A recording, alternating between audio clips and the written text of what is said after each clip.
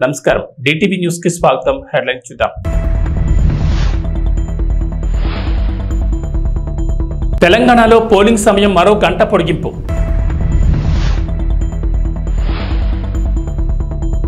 ఏపీలో మద్దతుగా ఎన్ఆర్ఐలు ప్రచారం ఏపీ తెలంగాణలో 46 డిగ్రీలు దాటిన ఉష్ణోగ్రతలు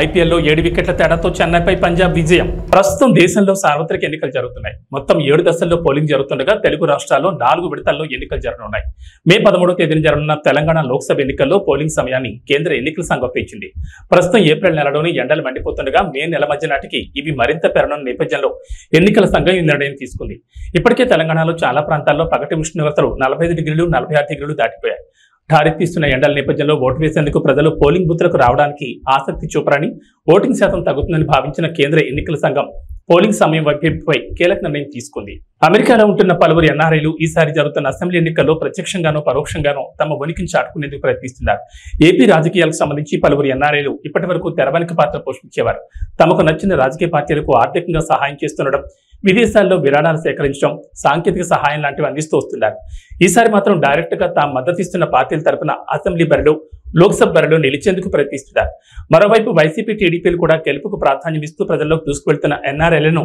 తమ గెలుపు కోసం ఉపయోగించుకుంటున్నాయి తెలుగుదేశం పార్టీ ఒక అడుగు ముందుకు వేసి ఇప్పటికే విడుదల చేసిన తొలి జాబితాలో 2 ఎన్ఆర్ఐలకు టికెట్లు ఇస్తున్నట్లు ప్రకటించింది కాగా వైసీపీ తరపున 4 టికెట్లు ఆశిస్తున్నట్లు వార్త అలాగే జనసేన నుంచి కూడా ప్రయత్నాలు సాగుతున్నాయి వార్తలు ఉన్నప్పటికీ ఈ విషయమై స్పష్టత రాలేదు తెలుగు రాష్ట్రాల్లో భానుడి భగభగలు కొనసాగుతున్నాయి గతంలో ఎన్నడూ లేని విధంగా రికార్డు ఉష్ణోగ్రతలు నమోదవుతున్నాయి పలు జిల్లాలు నిప్పును కొలిమిని తలపిస్తున్నాయి ఎన్నడూ లేనంతగా రికార్డు స్థాయిలో గరిష్ట ఉష్ణోగ్రతలు నమోదవుతున్నాయి ఇప్పటికే 46 డిగ్రీలు దాటిన ఉష్ణోగ్రతలు మరో 4 రోజుల్లో 49కి చేరొచ్చని వాతావరణ శాఖ అధికారులు అంచనా వేస్తున్నారు ఈ నెలాఖరు వరకు వడగాల్పుల తీవ్రత కొనసాగుతుందని హెచ్చరిస్తున్నారు రికార్డు స్థాయిలో ఏపీలో ఎండలు రికార్డు స్థాయిలో నమోదవుతున్నాయి రోజు రోజుకి ఉష్ణోగ్రతలు పెరిగిపోతుండటంతో ప్రజలు బెంబేలెత్తిపోతున్నారు మధ్యాహ్నం బయటకు రావాలంటే జంకిపోతున్నారు బుధవారం పల్నాడు జిల్లా కొప్పనూరులో అత్యధికంగా 46.2 డిగ్రీల సెల్సియస్ ఉష్ణోగ్రత నమోదైంది తిరుపతి జిల్లాలోని మంగనెల్లూరులో 46 ఎన్టీఆర్ జిల్లా చిల్లకరలో 45.8 డిగ్రీలు నంద్యాల జిల్లా బనగానపల్లి నెల్లూరు జిల్లా మరిపాడులో 45.7 డిగ్రీల ఉష్ణోగ్రతలు ప్రజలకు ఆందోళన గురి చేస్తున్నాయి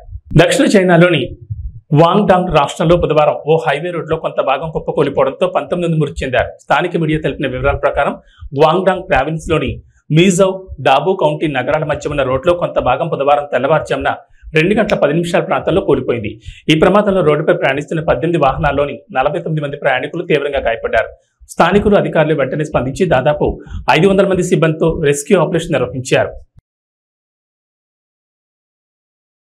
ప్రపంచంలోని most successful movie series Harry Potter లోని అందమైన కోట గుర్తుందా అదేనండి మ్యాజికల్ స్కూల్ అచ్చం అలాంటి భవనమే ఉక్రెయిన్లోని ఒడిస్సా నగరంలో ఉంది ఇప్పుడు అది రష్యా ఉక్రెయిన్ యుద్ధంలో భాగంగా ధ్వంసమైంది ఉక్రెయిన్లో ఉన్న అత్యంత సుందర భవనాల్లో ఒకటైన ఈ విద్యా సంస్థ భవనంపై రష్యా క్షిపణితో దాడి చేసింది ఈ దాడి జరిగిన వెంటనే అధికారులు సంఘటనా స్థలానికి చేరుకుని సహాయక చర్యలు చేపట్టారు సగటు మనిషి కోసం ప్రాణాలకు తెగించి ఒక నయవంచకుడు గోండా ఒక దోపిడీదారుడిపై పోటీ చేయడానికి మీ గళమై గుండు చెప్పడి ఇక్కడ ఉన్నా అంటూ సీఎం జగన్ ఉద్దేశించి జనసేన అధినేత పవన్ కళ్యాణ్ విరుచుకుపడ్డారు నాన్నలేని బిడ్డను ఒకే ఒక ఛాన్స్ ఇవ్వండి అని జగన్ అడిగితే అంతా ఇచ్చారు ఆ ఒక్క ఛాన్స్ అయిపోయింది ఇక చాలు సంపూర్ణంగా రాష్ట్రాన్ని ఎలా దోచేశారో చూశారు ఈసారి మీరు ఛాన్స్ ఇచ్చుకోండి మీ భవిష్యత్తును మీరు నిర్ణయించుకోవడానికి ఒక ఛాన్స్ తీసుకోండి అంటూ ప్రజలు పిలుపునిచ్చారు అనకాపల్లి జిల్లా అచ్యుతాపురం పెందుర్తి డాక్టర్ బిఆర్ అంబేద్కర్ కోనసీమ జిల్లా మండపేటలో బుధవారం నిర్వహించిన వారాహి విజయబేరి సభలో ఆయన ప్రసంగించారు జోగేశ్వరరావు గారికి లీలాకృష్ణ గారికి కోనసీమ పార్లమెంట్ అభ్యర్థి జిఎం హరీష్ గారికి మా జనసేన నాయకులందరికీ బండారు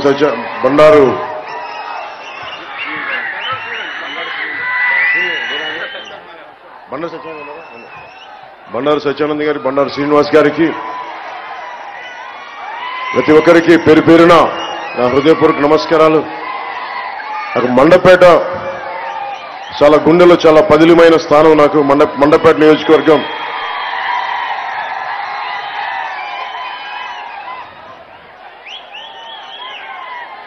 ఈరోజు మేడే సందర్భంగా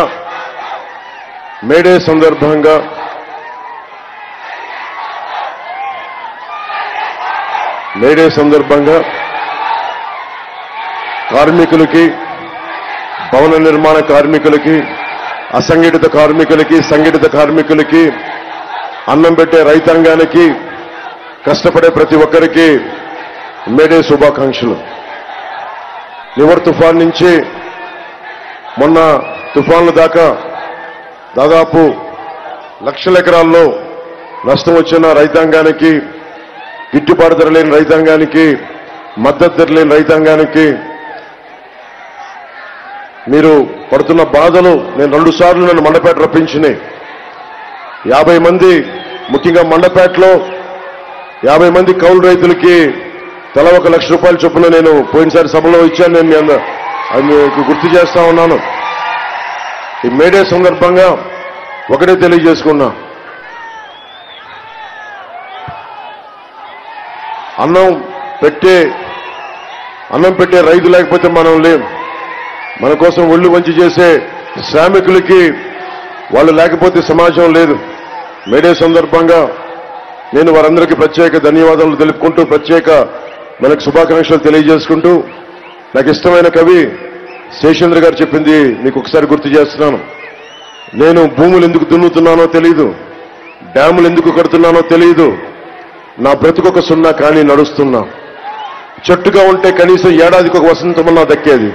మనిషినై అన్ని వసంతాలు కోల్పోయానని చెప్పి ఒక శ్రామికుడు, ఒక కర్షకుడు కోసం రాసిన ఈ పంక్తులు, ఈ కవితా పంక్తులు నేను మీతో పంచుకున్నాను ఈ మేడే సందర్భంగా.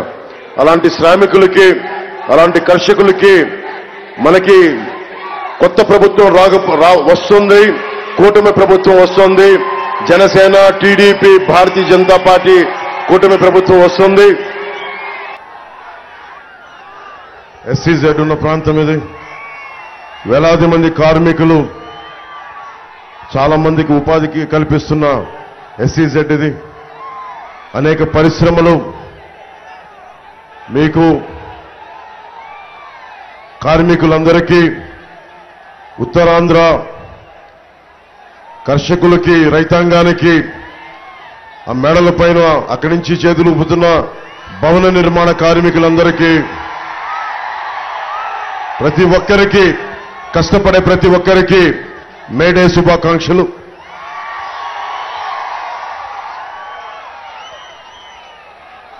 నువ్వేమో నా ప్రాణం అని చెప్తున్నావు, మీరు నా ప్రాణం అని చెప్తున్నావు. శేషేంద్ర గారు నాకు ఇష్టమైన కవి. మేడే అంటే కర్షకుల గురించి, శ్రామికుల గురించి మాట్లాడతా, ఉత్తరాంధ్ర నుంచి వలసలు వెళ్ళిపోతా ఉంటారు.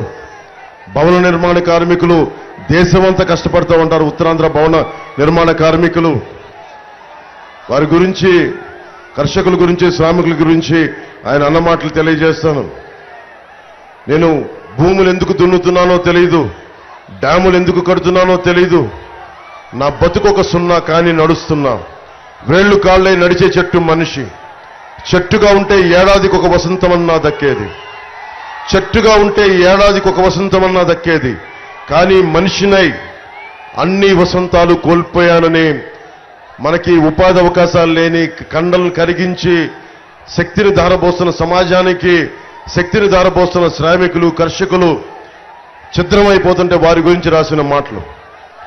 వారి అందరికీ నేను అచ్యుతాపురం జంక్షన్ నుంచి రాష్ట్రం మొత్తం కార్మికులకి, కర్షకులకి, కష్టపడే ప్రతి ఒక్కరికి మేడే శుభాకాంక్షలు తెలియజేసుకుంటున్నాను. గాజు పగిలే కొద్దీ ఏమవుతుంది? గాజు పగిలే కొద్దీ ఏమవుతుంది? పదునే కొద్దీ. దశాబ్దంగా నలుగుతా ఉన్నాం, దశాబ్దంగా దెబ్బలు కొడతా ఉన్నారు. మన గ్లాసుని బద్దలు కొట్టే కొద్ది ఇంకా పదును తేలుతా ఉన్నాం. మనం రోజున భయంతో, భయం గుప్పిట్లో ఉన్న ఆంధ్రప్రదేశ్కి, భయం గుప్పిట్లో ఉన్న 5 కోట్ల మంది ప్రజలకి, భయం గుప్పిట్లో ఉన్న అన్ని వర్గాలకి జన సైనికులు, మబ్బుల్లో పరిగెత్తే పిడుగుల్లాంటి జన సైనికులు, మగాళ్ళకి మేమేం తీసిపోం. మేము ఆది పరాశక్తులు అంటూ వచ్చిన మా ఆడపడుచులకి, వీర మహిళలకి, మా యువతులకి, మీ అందరికీ మేడే శుభాకాంక్షలు. భవన నిర్మాణ కార్మికులకి, రైతులకి, కష్టంతో పనిచేసే ప్రతి ఒక్కరికి కూడా మేడే శుభాకాంక్షలు.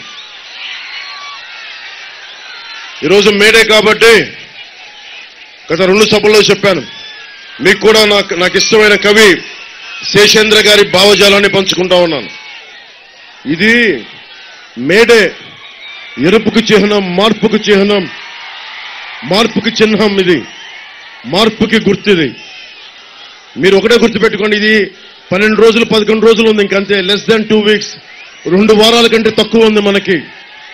మీ భవిష్యత్తుకి, యువతరానికి, ఆడపడుచులకి, వచ్చే తరం మీది, మాది కాదు, వచ్చే తరం మీది. మీ భవిష్యత్తు కోసం అక్కడున్న నువ్వే, ఆ చిన్న బిడ్డ కోసం, భుజాల మీద ఎత్తుకున్న ఆ బిడ్డ భవిష్యత్తు కోసం, ఇక్కడున్న మా ఆడపడుచుల భవిష్యత్తు కోసం, మొత్తం ఒక సముద్ర తరంగంలా తెరలుగా ఒక సునామీ వేవ్ లాగా ఉన్న యువతరం కోసం, మార్పు కోసం జనసేన పెట్టాం. భవిష్యత్తు ఎట్లా ఉంది? ఈ రోజున నలిగిపోతున్నాం. ఒక్క ఛాన్స్ అని జగన్ అడిగాడు.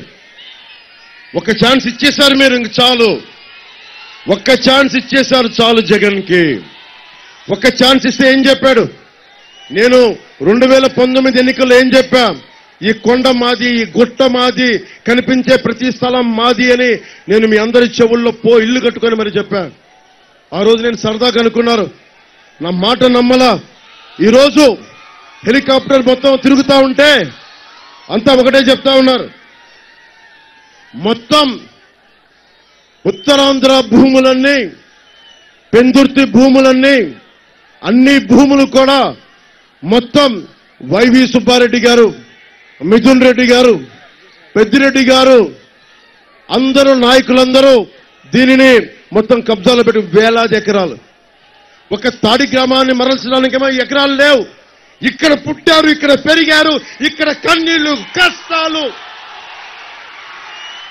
ఇక్కడ వారికి భూమి లేదు, ఇక్కడ వారికి భూమి లేదు.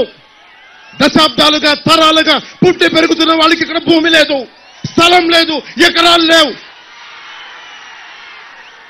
కానీ మన మీద అధికారం చెలాయించి వీళ్ళకి భూములన్నీ ధనదత్తం చేస్తా ఉంటే మీరందరూ ఏం చేస్తారు? చేతులు కట్టుకొని కూర్చుంటారా? మనకి బాధ్యత లేదా? బాధ్యత ఉందా లేదా మనకి?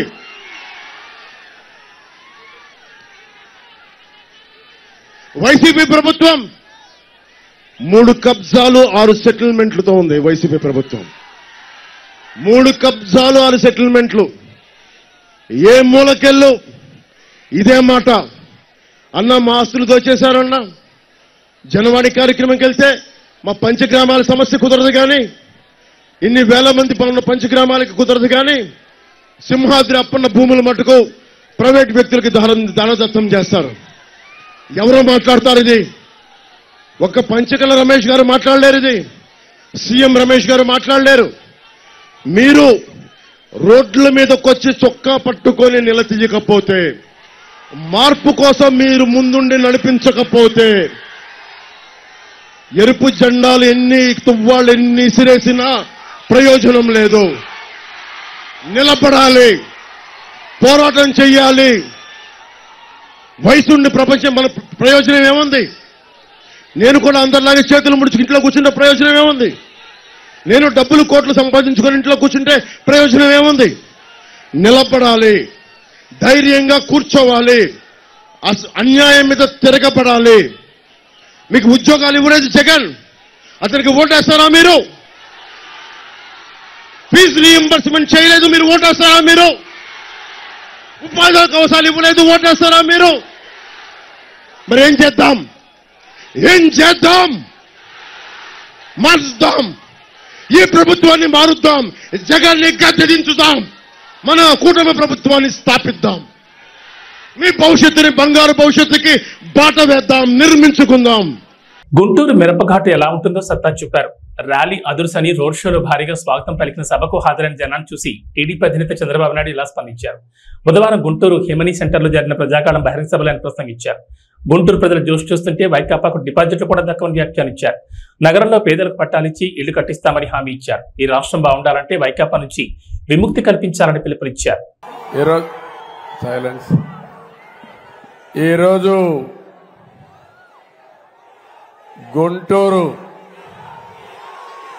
గుంటూరు మిరప ఏంటో మీ సత్తా ఏంటో చూపించారు, అవునా కాదా అని అడుగుతున్నా. ఈరోజు గుంటూరు ర్యాలీ అదర్స్ మనుషులు వస్తారు కానీ మీ జోష్ చూస్తే మాత్రం ఇప్పటి కూడా నాకు అర్థం కాలేదు ఎక్కడి నుంచి వచ్చింది ఈ జోష్ అని. తమిళ్లో 5 సంవత్సరాల్లో మీ అందరూ పడిన బాధలు, మీ ఇబ్బందులు, భవిష్యత్తు మీద ఉండే మీ బెంగ అన్ని కలిపి ఈరోజు పిల్ల జల్లా అందరూ కూడా రోడ్డు మీదకి వచ్చేశారు. నా జీవితంలో ఎప్పుడు చూడలేదు చిన్న పిల్లలు వాళ్ళకి ఎల్లో బట్టలేసి తండ్రి భుజాల మీద ఎక్కించుకొని ఒక జెండా కూడా ఇచ్చి ఊపుతూ చంద్రన్న ఈ బిడ్డల బాధ్యత మీదే అని అన్నప్పుడు ఆ నమ్మకానికి నా జీవితం ధన్యమైపోయింది.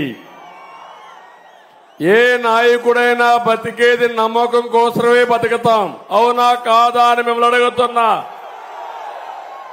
ఏదైనా సంపాదించచ్చు కానీ నమ్మకాన్ని పోతే ఆ నాయకుడు మళ్లీ మనుగడ సాధించలేరు.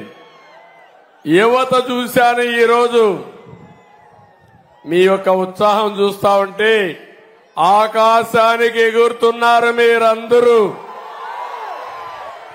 ఇకపోతే మా ఆడబిడ్డలు చూశాను, మగవాళ్లేనా మేమేం తక్కువ అని ఆడబిడ్డలైతే రోడ్డు మీదకి వచ్చిన విధానం చూస్తే జెండా పెట్టుకుని మగవారితో సమానంగా పోటీ పడి నడిచారంటే నాకు అనిపిస్తుంది చూసిన తర్వాత ఈ సైకో పార్టీకి డిపాజిట్లు కూడా రావు.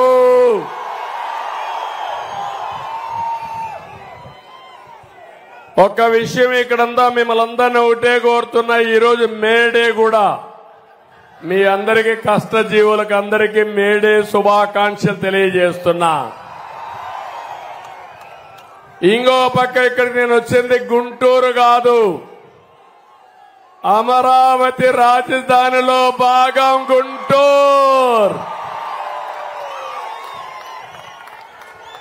తమిళ్లో హైదరాబాదు సికింద్రాబాద్ ఉంటే మూడో నగరం సైబరాబాద్ నిర్మాణం చేసి దాని చుట్టూ 165 కిలోమీటర్ల ఔటర్ రింగ్ రోడ్ వేసి గ్రామాలు మున్సిపాలిటీని అనుసంధానం చేసి ఒక మహానగరానికి శ్రీకారం చుట్టాం. ఈ సైకో రాకపోయుంటే, అమరావతి కొనసాగుంటే ఈ గుంటూరు ఎక్కడుండేది తమ్ముళ్ళు అని మిమ్మల్ని అడుగుతున్నా. నేనెప్పుడు కూడా నేను క్రియేట్ చేసిన రికార్డులు నేనే బద్దలు కొట్టాలనే నా సంకల్పం. హైదరాబాద్ లో 163 కిలోమీటర్లు అయితే అమరావతి ఔటర్ రింగ్ రోడ్డు 185 కిలోమీటర్లు. గుంటూరు అవతల వచ్చేది, అటు చిలకలూరుపేటకు వెళ్లేది, అటు విజయవాడ అవతల హనుమాన్ జంక్షన్ కు వచ్చేది. తమ్ముళ్ళు, నా కలలన్నీ దుర్మార్గుడు వచ్చి విధ్వంసం చేశాడు, అది నా బాధ. ఇండియన్ ప్రీమియర్ లీగ్ లో బుధవారం జరిగిన మ్యాచ్ లో పంజాబ్ స్పిన్నర్లు రాహుల్ చాహర్, హర్ప్రీత్ బ్రార్ లో చెన్నై సూపర్ కింగ్స్ బ్యాటింగ్ లో 7 వికెట్ల తేడాతో గెలుపొందారు. కెప్టెన్ రుతురాజ్ గైక్వాడ్ 10 గేమ్లలో తన 9వ టాస్ ఓడిపోయి పంజాబ్ ఫీల్డింగ్ ఎంచుకున్న తర్వాత చాహర్ మరియు బ్రార్ ఒక బౌండరీని వదిలేయలేదు.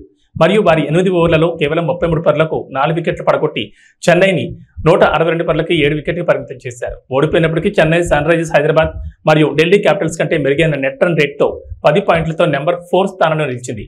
పంజాబ్ 8 పాయింట్లతో 7వ స్థానంలో ఉంది.